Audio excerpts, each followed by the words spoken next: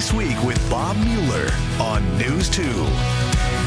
This week? Yes, I'm an avid sportsman. I spend a lot of time outside, and I myself own multiple firearms. They are called Voices for a Safer Tennessee. Veterans, hunters, gun owners who want common sense gun reform in the wake of growing gun violence. I think there is some question as to the constitutionality of this bill. Legislation on Tennessee's Capitol Hill that is possibly unconstitutional is being debated despite warnings from attorneys. And I wholeheartedly support him. Governor Bill Lee made his choice. He is endorsing former President Donald Trump to hold that office again. The President of the United States.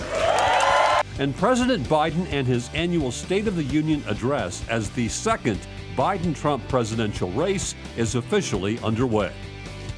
Hello again and welcome to another edition of This Week. Governor Lee joins most Tennessee Republicans endorsing Donald Trump for president. A series of possibly unconstitutional bills being debated despite warnings from lawyers. Governor Lee is pushing to expand a school voucher program statewide, but there is growing opposition from school districts across the state. But we begin with a consequential State of the Union address for President Joe Biden. Mr. Speaker, the President of the United States. President Biden on his biggest platform, unveiling his plan to take on some of the biggest issues at home and abroad. The president calling for immigration reform as his border security bill stalls in the Republican-controlled House. This bill would save lives. It will also give me and any new president new emergency authority to temporarily shut down the border when the number of migrants at the border is overwhelming. Sitting with the First Lady, Kate Cox. She was denied an abortion in Texas under the state's strict ban. If you, the American people, send me a Congress that supports the right to choose, I promise you, I'll restore Roe v. Wade as the law of the land again. Biden announcing an emergency military mission to build a port in Gaza, delivering food, water, medicine, and shelter. To the leadership of Israel, I say this: humanitarian assistance cannot be a secondary consideration or a bargaining chip. Protecting and saving innocent lives has to be a priority. A senior administration official telling ABC News it will take weeks to plan and execute, and it will be carried out by the U.S. Army. Pentagon sources say all work will be done by U.S. troops offshore, and there will be no U.S. boots on the ground inside Gaza. Without mentioning former President Trump by name, Biden drawing contrast from his expected opponent in November.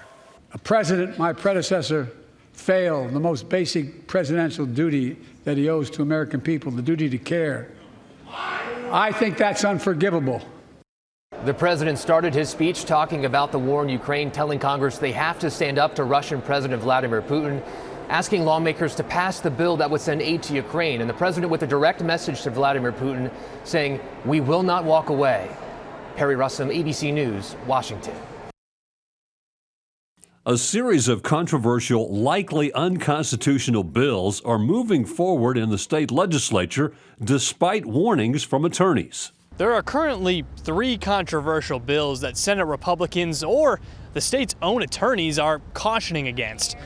One of the bills deals with what kinds of flags can be flown in and outside of schools. Another would prevent local governments from reappointing an expelled lawmaker back to their former position. And the final would prevent local courts from ruling on House rules.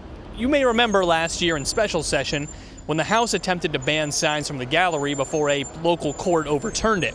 2 of the 3 bills are from Brentwood Republican Representative Gino Bolso, who also serves as an attorney. But both the Tennessee legislative attorney and Senate Republicans say they have concerns over the constitutionality of those bills. I think there is some question as to the constitutionality of this bill, and would suggest that it would be better served if it was done by constitutional amendment. It makes it suspect, and I'm still waiting to hear back from the Attorney General, but he also said he had concerns about it. The Attorney General is going to have to end up defending it. No wonder he wants unlimited access to taxpayer money and to be able to set his own budget. He's working overtime defending constitutional legislation his own party's passing up here. This is why we need change. For context, the AG recently asked for a large increase in his office's budget to fight lawsuits that arise from legislation. Now, his salary is currently about $219,000 per year. That does not include his staff. In Nashville, Chris O'Brien, News 2. Governor Bill Lee is behind legislation to take the school voucher program statewide. However, school districts across Tennessee are joining the fight against the idea of giving taxpayer money to private school families. News 2's Kendall Ashman reports Wilson County Schools is the latest to join the fight.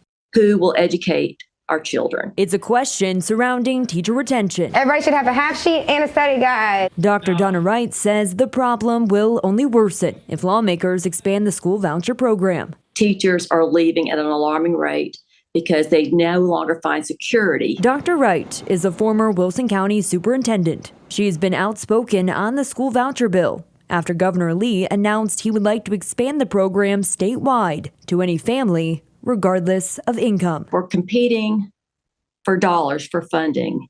We need to make sure that we are accountable for those public dollars, and that simply is not the case that's being presented with any of the measures put forth so far. Lawmakers are currently juggling 3 proposals, one from the governor, House, and Senate. Each bill has incentives. For example, the House bill would allow additional state health care funding for public teachers. It would also scale back on state testing in public schools. That is wonderful.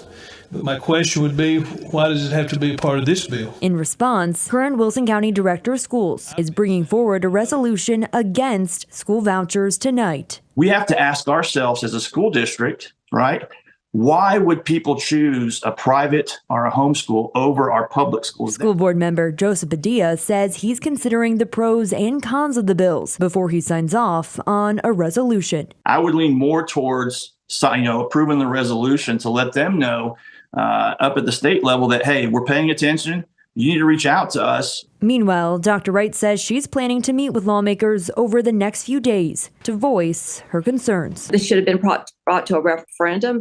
Let people either vote it up or vote it down. And that was never even an option or a consideration for the citizens of this state. In Wilson County, Kendall Ashman, News 2.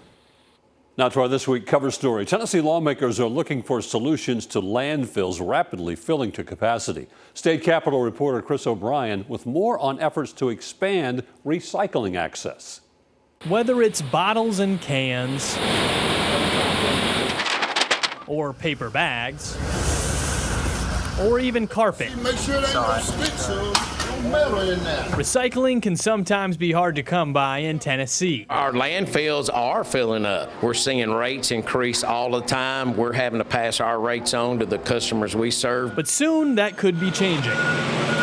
Nashville Democratic Senator Heidi Campbell filed a bill to expand recycling access to every home in Tennessee by reimbursing recycling companies. Our landfills across the state are at capacity, but Middle Point landfill and the landfills that service the Middle Tennessee area and Nashville, I think we've got a couple more years before we really actually are in a situation where we have to do something. The idea is a sliver of a much larger bill set to overhaul how Tennessee handles packaging waste by incentivizing companies to use reusable materials. The omnibus bill has quickly gained Republican support. 2 of them even signed on as co-sponsors. There's so many reasons for do this. No one likes to see litter. We've got landfill problems for the cities where we're going to put all the trash. So what's the cost? Well, to the everyday Tennessean, Campbell says there's none to them or even the state. 100% from international brands, and none of it comes from taxpayers. The cost will only apply to companies who are making a gross revenue of $10 million or more per year, and varies based on how much they sell or how much recyclable product they would use. So the local companies won't see too much difference financially.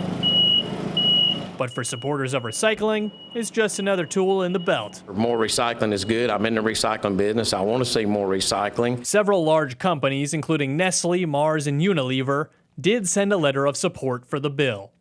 In Nashville, Chris O'Brien. Stay with us. This Week continues in a moment.